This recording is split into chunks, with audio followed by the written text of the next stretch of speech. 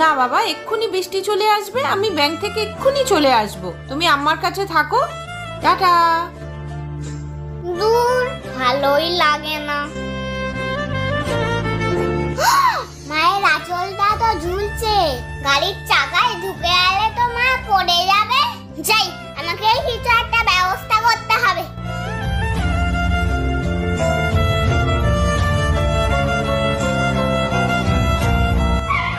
কি হলো, তুই গাড়ির সামনে কি করছিস? কি করছি? দাঁড়াও।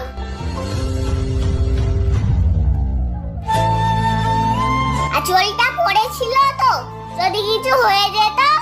ওরে বাবা রে, আমার সোনা বাবা। ঠিক আছে, এবার ঠিক করে যাব। হ্যাঁ, টাটা।